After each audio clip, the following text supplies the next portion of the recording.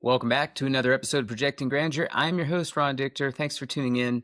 Thank you for being part of this growing community. We are here to help entrepreneurs, people who are taking the risks to disrupt, to innovate, to change the world, and frankly, to make the world a better place for me and you. So I don't have all the answers, but I've started and exited a lot of businesses. I've had two that have grown to 9 figures in sales, a couple that grew to 8 figures in sales. So I've got a decent track record.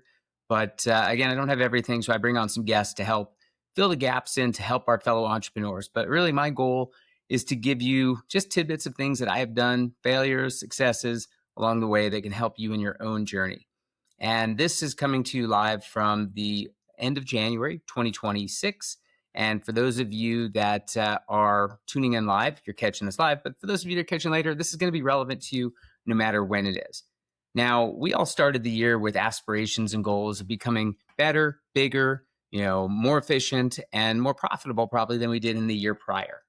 And as the year starts to unfold, we start to have this moment where we're like overwhelmed, almost like a game of Tetris, where you feel like these blocks are coming and crashing down on you because there's so many things happening. And all these great aspirational goals start to become challenged because of the time constraints that you have. And I am experiencing this myself. And I actually caught myself the other week saying, oh my gosh, I'm so overwhelmed. I've got all these things going on. Like, I need to figure out how to get more time. And then I reminded myself of a very early training I did to my very first company, EMG. And I talked to people about using your time effectively. And it made me think about my own life. And I hope that you can find this helpful in yours. But we're all given the same amount of hours in a day. What we do with those hours is entirely up to us.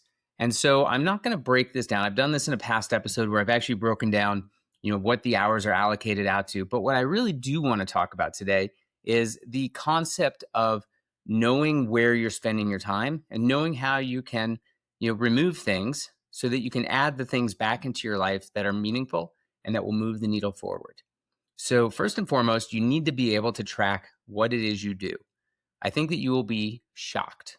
Frankly, I think you'll be alarmed and a little bit pissed once you start to realize the amount of time that you spent doing things that are not making you money. They're not driving the business forward. They're not driving your initiatives forward. They're just simply filler activities. And oftentimes these filler activities are things where you're just being busy. And other times there are things where you're actually just wasting time. And so as you think about your day, you need to be able to break it down by 15-minute increments and figure out exactly what you're doing. Frankly, you start with your sleep. How long are you sleeping? How efficient is your sleep? Are you scrolling through social media before bed that's causing you to stay up later and not be able to sleep as efficiently as you would like?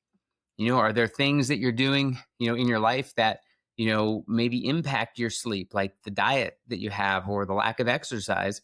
Are there things that you can change now that can make your quality of sleep better, that allow you to potentially sleep less or just more efficiently so that you're not spending time laying in bed trying to go to sleep? So those are lifestyle choices.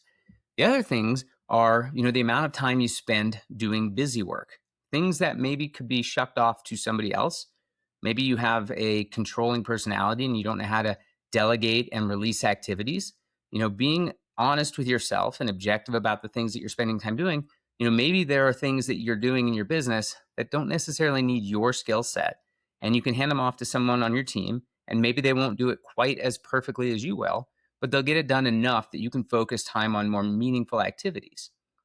Then after that, as you start to break that down, think about the time in which you spend on activities. Are you overthinking things that are so far in the distance that they're not going to help you today? Or are you spending so much time overthinking things that maybe not are that impactful to the business or that revenue producing for the business that you can spend less time, do them as good as they need to be done, and then move on to something else? And you've heard that saying that great is the obstacle of good, or good is the perfection is the obstacle of good. I don't know what the thing is. Anyway, it doesn't matter. My point to this is that don't overthink all the little minutia of a business and start to focus your time on things that matter.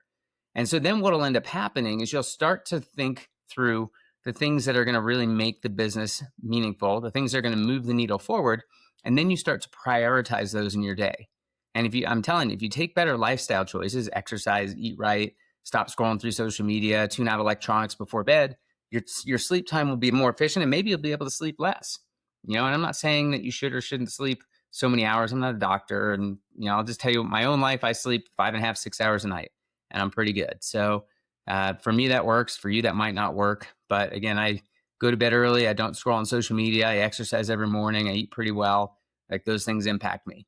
So again, as you're starting to get into the year and this journey of accomplishing these big goals that you want to accomplish, just be honest with yourself about where you're spending your time.